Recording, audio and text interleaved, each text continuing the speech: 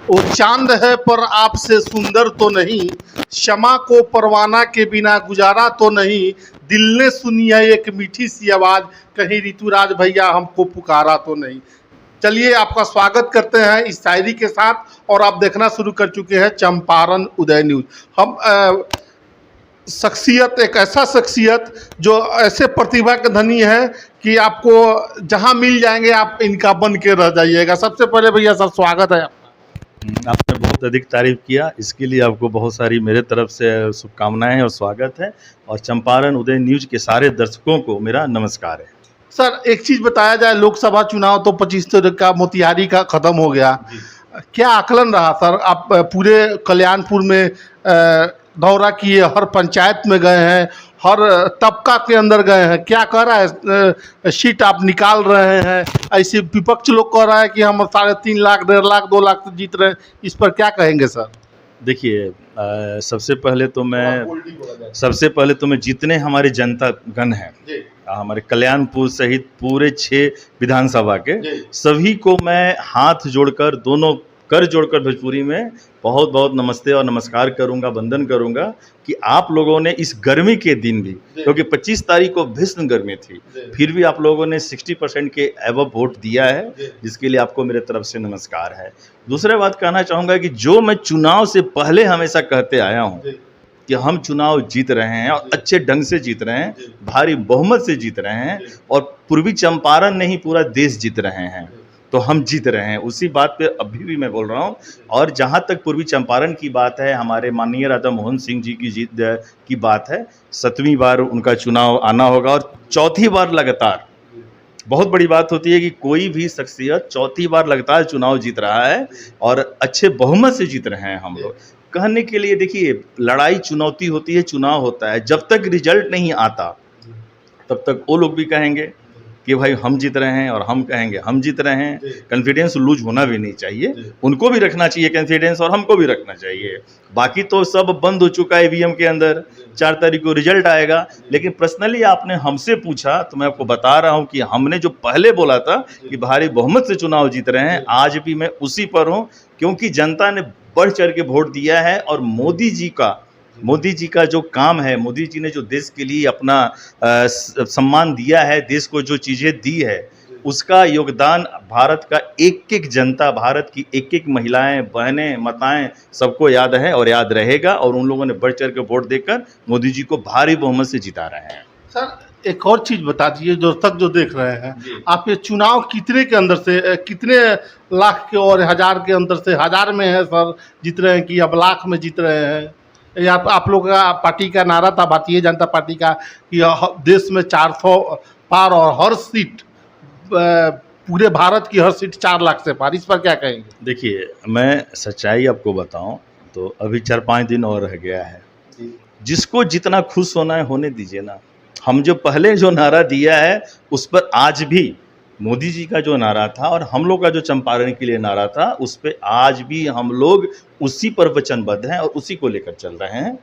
बाकी विपक्ष बोल रहा है, बोलने दीजिए, उनको भी खुश होने का उतना ही अधिकार है, समझे कि नहीं? उनको खुश होने दीजिए। लेकिन बार बार मैं बोलूँगा कि 4 तारीख को ईवीएम खुलेगा और 3 बजे से पहले आपको रिजल्ट मिलेगा, 3 बजे से। और 5 तारीख को मैं अपने आपके चैनल के माध्यम से आपके सारे दर्शकों को, मैं 5 तारीख को कल्याणपुर में बहुत सारा लड्डू का, कई किलो लड्डू का व्यवस्था मैंने किया है और 400 सिनेमा मैंने फ्री रखा है, जीत की खुशी में हमारे भाजपा कार्यकर्ता के साथ साथ। रुकना चाहेंगे, बड़ी सूचना दे रहे हैं ऋतुराज भैया कि 5 तारीख को अगर भारतीय जनता पार्टी के कैंडिडेट यहाँ राधा मोहन सिंह अगर जीते हैं तो उसके खुशी में लड्डू बांटेंगे ही और 400 भी फिल्म फ्री में दिखाएंगे। जो भी दर्शक आए हो या कार्यकर्ता हो, जो भी दर्शक है, कार्यकर्ता है, वो किसी के पार्टी से हो, किसी से, उससे कोई मुझे लेना देना नहीं है, सब हमारे अपने हैं। जीत उसके बाद तो सब खत्म हो जाएगा, जिसके मन में जो भी अपना बैर होगा वो सब खत्म हो जाएगा, सब हम लोग एक मिल जाएंगे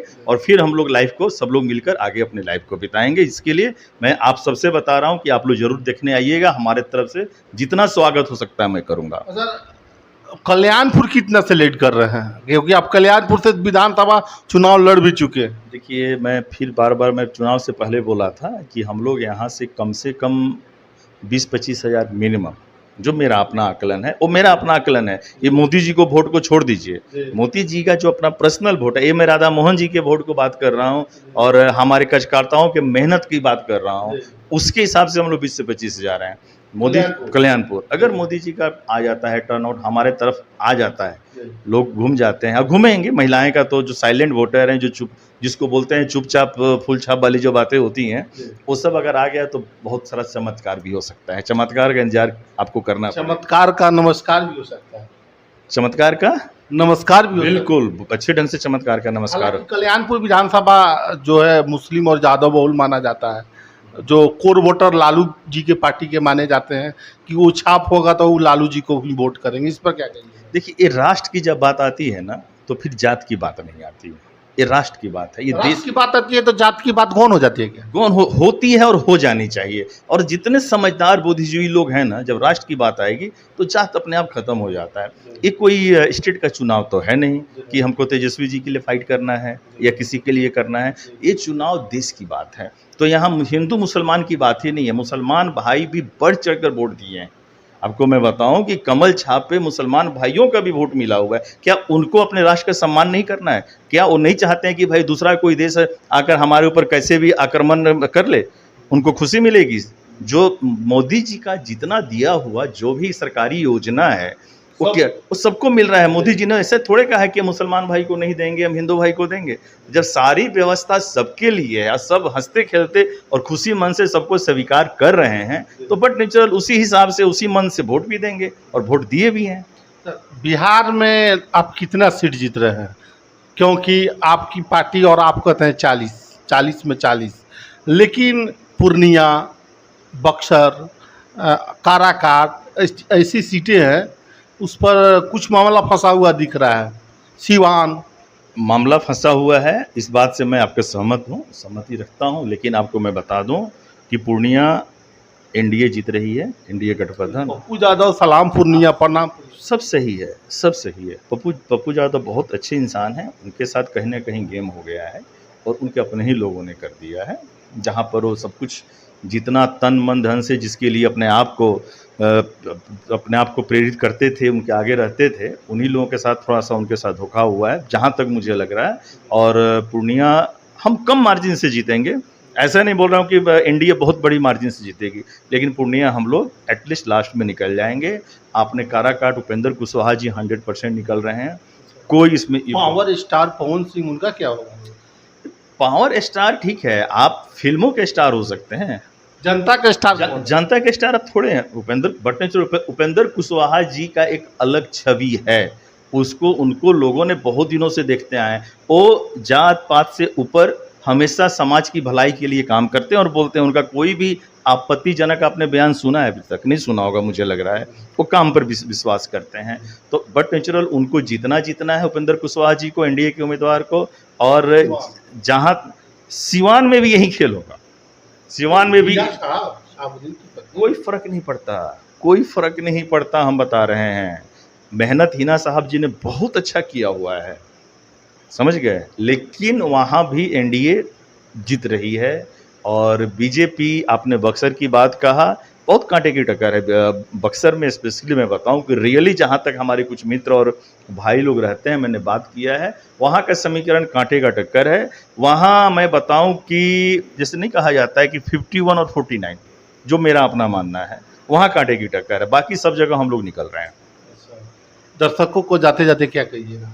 बस जाते जाते यही कहना चाहेंगे कि 4 तारीख को आप लोग मोदी जी के नेतृत्व में एक नई सरकार बनेगी, उसकी खुशी के लिए श्री राम का आप लोग नारा लगाएं, मोदीमय पूरा भारत हो। और भारत का विकास, भारत का जो विकास होना चाहिए, वो आने वाले 5 सालों में जो मोदी जी का एजेंडा है, जो भाजपा का एजेंडा है, उसको आप लोग देखिए। रियल में आप फील करेंगे, महसूस करेंगे कि 5 साल में अब कहाँ से कहाँ है। क्योंकि 19 में जो उन्होंने बोला उसको किया।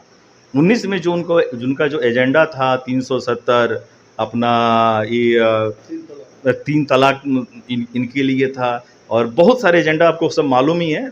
और उसी ढंग से जो नेक्स्ट हम लोग का एजेंडा है बिजली का, इसका उसका सब देखिएगा। और साथ में पूर्वी चंपारण में भी आने वाले 5 साल में बहुत विकास होगा। सबसे पहले तो रेलवे स्टेशन का जो काम हो रहा है वो भारत का क्या मुझे लग रहा है कि विश्व स्तर पे नंबर 1 बनाया जा रहा है। बहुत ऐसे जगह फ्लाईओवर के इंतजाम किए जा रहे हैं और हो सकता है कि और भी काम शुरू भी हो गया, काम भी शुरू हो चुका है। और हो सकता है कि हमारे राधा मोहन चाचा जी कुछ इंडस्ट्री का भी जैसे मदर डेयरी लेकर आए हैं, तो जाते जाते कुछ और भी अच्छा इंडस्ट्री हमारे हम सबको पूर्वी चंपारण वाले को देंगे।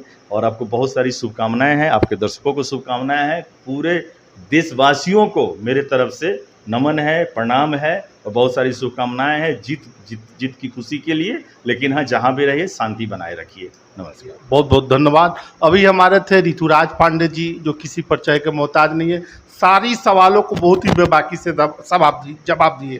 आप क्या सोचते हैं इस वीडियो के बारे में कमेंट सेक्शन खुला हुआ है, कमेंट करके ज़रूर बताइएगा। वीडियो कैसा लगा शेयर ज़रूर करिएगा। आप सभी का बहुत बहुत धन्यवाद। धन्यवाद सर जी नमस्कार, आपको दर्शकों को।